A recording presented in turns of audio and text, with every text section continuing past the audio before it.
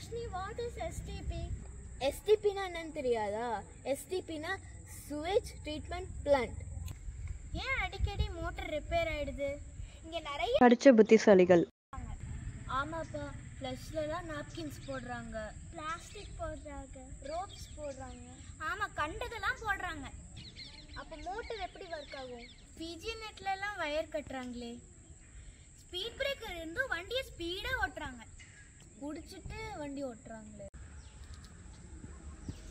அது மட்டும் இல்லை, குப்பையை கொண்டு போய் அந்த பிரிட்ஜு கீழே போட்டு பிரிட்ஜையே உடைச்சிட்டாங்க. இங்க குழந்தைங்க சொன்னா கூட கேட்டுருவாங்க, ஆனா பெரியவங்க மட்டும் சொன்னா கேட்டவே மாட்டாங்க. So stop doing this now. We are